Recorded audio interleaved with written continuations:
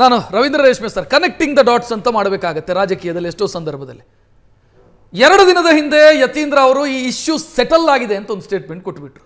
Settle ಆಗಿದೆ issue, ಇನ್ನು ಯಾವುದೇ ಬದಲಾವಣೆಗಳಿಲ್ಲ ಅಂತ. ಇವತ್ತು DK ವಿಮಾನ ಹತ್ತಿದ್ದಾರೆ. ಒಂದಕ್ಕೊಂದು ಸಂಬಂಧ ಇದೆಯಾ? ಆ ಸ್ಟೇಟ್ಮೆಂಟ್ ಆಫ್ಟರ್ ಎಫೆಕ್ಟ್ ಆಯಿತು. ಇದೇ ಮೊದಲ ಬಾರಿಗೆ ಯತೀಂದ್ರ ಅವರ ಸ್ಟೇಟ್ಮೆಂಟ್ನ ದಿನೇಶ್ ಕುಮಾರ್ ಆದಿಯಾಗಿ ಅನೇಕ ಜನ ಮಂತ್ರಿಗಳು ಖಂಡಿಸಿದ್ದಾರೆ, ಪರೋಕ್ಷವಾಗಿ ಖಂಡಿಸಿದ್ದಾರೆ. ಡೈರೆಕ್ಟಾಗಿ ಅಟ್ಯಾಕ್ ಮಾಡೋ ಧೈರ್ಯ ಇಲ್ಲದಿದ್ರು ಕೂಡ ಇದು ಅನಗತ್ಯವಾಗಿತ್ತು ಅಂತ ಹೇಳೋಷ್ಟರ ಮಟ್ಟಿಗೆ ಬಂದಿದ್ದಾರೆ ಅಂತಂದರೆ ಇಡೀ ಪಕ್ಷಕ್ಕೆ ಸಾಕು ಹೋಗ್ಬಿಟ್ಟಿದೆ. ಯತೀಂದ್ರ ಅಂದ್ರೆ ಏನು ಎಡವಟ್ಟು ಮಾತಾಡ್ತಿದ್ದಾರೆ, ಬಾಯಿ ಬಿಟ್ಟರೆ ಬಣ್ಣಗಿಡೋಣಂಗೆ ಆಗೋಗ್ಬಿಟ್ಟಿದೆ.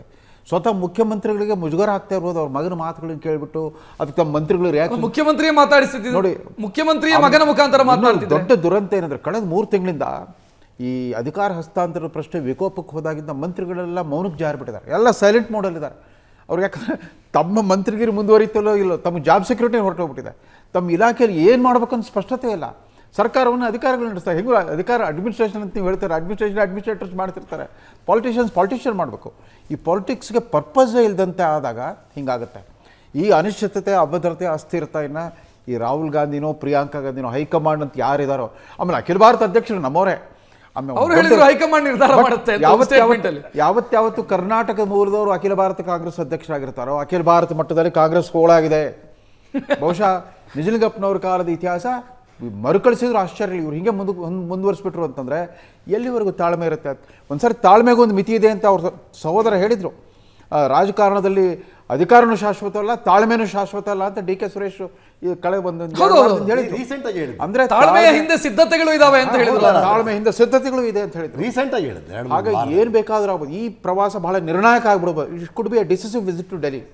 Do or die back, quit India ಅಂತ ಕನೆಗೆ ಗಾಂಧೀಜಿಯವ್ರು ಕೊಟ್ರಲ್ಲ, ಆ ಥರದ ಕರೆ ಕೊಡ್ತಾರೆ ಅಂತ ಕಾಣುತ್ತೆ. ವಾಪಸ್ ಬಂದ್ಬಿಟ್ರು. BV ಗಣೇಶ್ ಸರ್, ನಾನು ಭಾರತೀಯ ಜನತಾ ಪಕ್ಷ ವಕ್ತಾರನಾದರೂ ಕೂಡ ರಾಜ್ಯದ ಸರ್ಕಾರ ಚೆನ್ನಾಗಿ ನಡೀಲಿ ಅಂತ ಅಪೇಕ್ಷೆ ಪಡತಕ್ಕಂಥವ್ನು ಅಷ್ಟೇ. ನಾವು ವಿರೋಧ ಪಕ್ಷ ಆದರೂ ಕೂಡ ಕಾಂಗ್ರೆಸ್ ಪಕ್ಷದ ಆಡಳಿತವನ್ನು ನಾವು ಟೀಕಿಸ್ತೀವೇ ಹೊರತು ನಾವು ಅವ್ರು ಮಾಡ್ತಾರೆ ಆ ಥರ ಮನೋಭಾವ ಇರತಕ್ಕಂಥದ್ದು. ಈಗ ಸಾಹೇಬರು ಹೇಳ್ತಿದ್ರು ಸೈಲೆಂಟ್ ಮೋಡ್ಗೆ ಹೋಗ್ಬಿಟ್ಟಿದೆ ಅಂತ. ಒಂದು ರಾಜ್ಯದ ಆಡಳಿತ ನಡೆಸಬೇಕಾದ್ರೆ ನಾಯಕನಲ್ಲಿರತಕ್ಕಂಥ ದೃಢತೆ ಇರಬೇಕು, ಅದಕ್ಕೆ ಪೂರಕವಾದಂಥ ಆಡಳಿತ ಇದು ಇರಬೇಕು, ಅಂದರೆ ಅಧಿಕಾರಿಗಳ ಸಹಕಾರನೂ ಇಲ್ಲ ಅಂದರೆ ರಾಜ್ಯ ಸರ್ಕಾರ.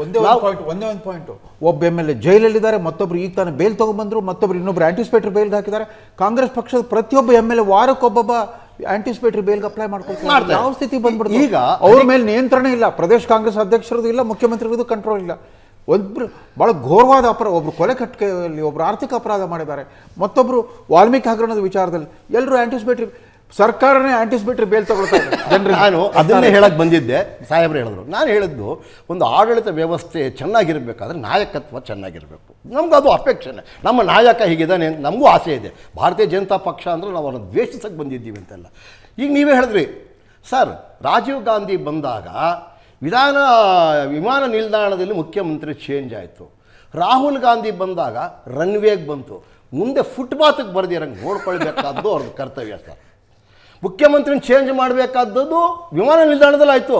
ಈಗ ಮುಖ್ಯಮಂತ್ರಿ ಚೇಂಜ್ ಮಾಡಬೇಕಾದ್ರೂ ರನ್ವೇಗೆ ಬಂದ್ಬಿಡ್ತು.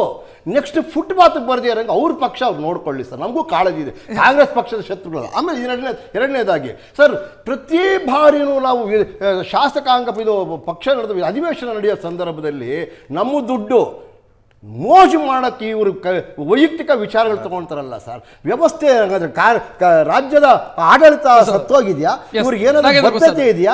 ನೈತಿಕತೆ ಇದೆಯಾ? ಬಡ್ಕೊಂಡು ಸಾಯಿ ಅನ್ನೋಗಿದಲ್ಲ ಸರ್. ಇದು ನಾಚಿಯಾಗಲ್ವರಿಗೆ. ಈಗ ತಾನೇ ಹಿರಿಯರು ಹೇಳ್ತಾ ಇದ್ರು ಕಂಟ್ರೋಲ್ ಇಲ್ಲ ಅಂತಕ್ಕಂಥ ಮಾತನ್ನ. ಎಲ್ಲಿ ಆಡಳಿತದಲ್ಲಿ ಗುಂಪುಗಾರಿಕೆ ಅಂತಕ್ಕಂಥದ್ದು ಇರುತ್ತೋ ಅಲ್ಲಿ ಆಡಳಿತ ದಾರಿ ತಪ್ಪುತ್ತೆ ಅಂತ ಅನ್ನೋದಕ್ಕೆ ಇದೊಂದೇ ಸಾಕ್ಷಿ ಸರ್. ನೋಡಿ, ಈ ಗುಂಪವರು ಈ ಕಡೆ ಇದ್ದಾರೆ, ಆ ಗುಂಪವರು ಆ ಕಡೆ ಇದ್ದಾರೆ. ಉದಾಹರಣೆಗೆ ತಮ್ಗೆ ಹೇಳ್ತಾ ಇದ್ದೀನಿ, ಜಾರಕಿಹೊಳಿ ಅವರು ಸರಿಸುಮಾರು 1 ವರ್ಷದ ಹಿಂದೆನೇ ಹೇಳಿದ್ರು ಅಂಕಿಅಂಶಗಳೇ ಮುಖ್ಯ ಆಗ್ತದೆ, ಹೈಕಮಾಂಡ್ ನಂಬರ್ಸ್ ಮುಖ್ಯ ಅಂತಕ್ಕಂಥ ಅವರೇ ಹೇಳಿದ್ದು. ಅವರು ಮತ್ತೊಂದು ಮಾತು ಹೇಳಿದ್ರು, 80-90 ಶಾಸಕರು ನಮ್ಮ ಕಡೆ ಇದ್ದಾರೆ ಅಂತ ಅವತ್ತೇ ಹೇಳಿದರು. ಆ ಒಂದನ್ನು ಇವರು ಮನಸ್ಸಲ್ಲಿ ಇಟ್ಕೊಂಡು ಇವತ್ತಿನವರೆಗೂ 80-90 ಜನ ಶಾಸಕರನ್ನ ಯಾವ ರೀತಿ ರೆಡಿ ಮಾಡಿದ್ರು ಅಂತಕ್ಕಂಥದ್ದು ಒಂದಾದರೆ, ನಿಮಗೆ ಮತ್ತೊಂದು ಸತಿ ಉಚ್ಚಾರಣೆ ಮಾಡ್ತಾ ಇದ್ದೀನಿ. ಎಕ್ಸಾಂಪಲ್ ನಿಮಗೊಂದು ಮಾತು, ಇವ್ರಿಗೆ ಯಾವ ರೀತಿ ಕಾನ್ಸಂಟ್ರೇಷನ್ ಇದೆ ಅಂತಂದರೆ, ನಾನು ಮುಖ್ಯಮಂತ್ರಿಗಳು ಮಾತಾಡ್ಕೊಂಡಿದ್ದೀವಿ ಅಂದಮೇಲೆ ಅವ್ರವ್ರ ಗುಂಪುಗಳಿಗೆ ಇವ್ರು ಹೇಳ್ಬೋದಲ್ಲ, ನೋಡಪ್ಪ ನಾವು ಮಾತಾಡ್ಕೊಂಡಿದ್ದೀವಿ ಕ್ಲಿಯರ್ ಆಗಿದೆ, ನೀವು ಸ್ಟೇಟ್ ಸ್ಟೇಟ್ಮೆಂಟ್ ಕೊಡಬೇಡಿ ಅಂತ ಹೇಳಿ ಹೇಳ್ಬೋದಿತ್ತಲ್ಲ. ಇಕ್ಬಾಲ್ ಅನ್ಸಾರಿ ಹೇಳ್ತಾರೆ ಮತ್ತೆ 89 ಅಂತ ಮಾನ್ಯ DCM ಅವ್ರು ಹೇಳ್ತಾರೆ. ಮುಖ್ಯಮಂತ್ರಿಗಳು ಸೇರಿ 138 ಜನ ನಮ್ಮ ಕಡೆ ಇದ್ದಾರೆ ಅಂತ ಹೇಳಿ. ಆಮೇಲೆ ಈ ಶಿವಗಂಗಾ ಬಸವರಾಜ್ ಅಂತಕ್ಕಂಥ ಒಂದು MLA ಅವರು, ಯಾಕಂದ್ರೆ MLA ಗಳ ಬಗ್ಗೆ ಗೌರವ ಇದೆ ನಮಗೂ, ಒಂದು ದಿನ ಈತ ರಾಜ್ಯದ ಅಭಿವೃದ್ಧಿ ಬಗ್ಗೆ ಎಲ್ಲೂ ಮಾತಾಡಿಲ್ಲ. ಒಂದು ಸ್ಟೇಟ್ಮೆಂಟ್ MLA ರಾಜ್ಯದ ಅಭಿವೃದ್ಧಿ ಬಗ್ಗೆ ಏನ್ ಮಾತಾಡೋದು? ಇಲ್ಲ, ಕ್ಷೇತ್ರದ ಅವ್ರು ಅಭಿವೃದ್ಧಿ ಬಗ್ಗೆ ಕ್ಷೇತ್ರದ ಬಗ್ಗೆ ಮಾತಾಡಬೇಕು, ಒಂದೇ ಇಲಾಖೆ ಸೆಕೆಂಡು. ಅಭಿವೃದ್ಧಿಗಳ ಬಗ್ಗೆ ಒಂದೇ ಸೆಕೆಂಡು. ಒಂದ್ ನಿಮಿಷ. Yes, yes, ಅಣ್ಣ, ಒಂದ್ ಸಮಯ ನಿಮಿಷ. ಮೀರ್ತಿದೆ. ಆಮೇಲೆ ಸನ್ಮಾನ್ಯ ಮುಖ್ಯಮಂತ್ರಿಗಳು ಹೇಳ್ತಾರೆ ಪದೇ ಪದೇ, ಒಂದೇ ಅವ್ರು ಸೆಕೆಂಡ್, ಮೊದಲಿಂದ ಕೂಡ ಅವರು ಸಾಮಾಜಿಕ ನ್ಯಾಯದ ಬಗ್ಗೆ ಮಾತಾಡ್ತಾರೆ. ಸಾಮಾಜಿಕ ನ್ಯಾಯ ಅಂತಂದ್ರೆ ಅದಕ್ಕೆ ಒಂದೇ ಅರ್ಥವಾಗ್ಬೇಕಾಗತ್ತೆ. ಸೆಕೆಂಡ್. ಗಣೇಶ್ ಅವರೇ, ಮುಗಿಸಿ. ಒಂದೇ ಸೆಕೆಂಡಲ್ಲಿ ಮುಗಿಸಿ ಸರ್. ಹೈಕಮಾಂಡ್ ಹೇಳ್ತು, ಅಪ್ಪ ನೀವಿಬ್ರು ನಾಟಿ ಕೋಳಿ ತಿನ್ಕೊಂಡು ಬ್ರೇಕ್ಫಾಸ್ಟ್ ಮಾಡಿ ಸರೋಗ್ತೀರಾ ಅಂತ ಹೇಳಿದ್ರು. ಸರ್, ನಾಯಕರು ಸರೋಗ್ಲಿಲ್ಲ. ಇತ್ತೀಚೆಗೆ ಸೈಡ್ ಆಕ್ಟರ್ಗಳೆಲ್ಲ ಜಾಸ್ತಿ ಎದ್ಬಿಟ್ಟಿದ್ದಾರೆ. ರಾಜ್ಯದ ನಾಯಕತ್ವದ ಅಧ್ಯಕ್ಷರು ಅಕಸ್ಮಾತ್ ಆಗಿ ಇವತ್ತು ಇಂದಿರಾ ಗಾಂಧಿ ಅವರು ಏನಾದರೂ ಜೀವಂತವಾಗಿದ್ದು ಪ್ರಧಾನಮಂತ್ರಿ ಆಗಿದ್ರು, ಅವ್ರು ಏನ್ ಮಾಡ್ತಾರೆ ಗೊತ್ತಾ? ರಾಷ್ಟ್ರಪತಿ ಆಳ್ಕೆ ಹೇರ್ಬಿಟ್ಟು ನಾಯಕತ್ವ ಬದಲಾವಣೆ ಮತ್ತೆ ಇಲ್ಲಿ ವಾಪಸ್ ರೇಷ್ಮೆ ಅವರೇ, ಗಣೇಶ್ ಅವರೇ ಮತ್ತು ಪ್ರಸಾದ್ ಅವರೇ ಧನ್ಯವಾದವನ್ನು ಹೇಳ್ತಾ ಕಾರ್ಯಕ್ರಮ ಮುಕ್ತಾಯಗೊಳಿಸುವಂತ ಸಮಯ. ನೇರ ದಿಟ್ಟ ನಿರಂತರ ಸುದ್ದಿಗಾಗಿ ನೋಡ್ತಾ ಇರಿ ಏಷ್ಯಾನೆಟ್ ಸುವರ್ಣ ನ್ಯೂಸ್. ನಮಸ್ಕಾರ.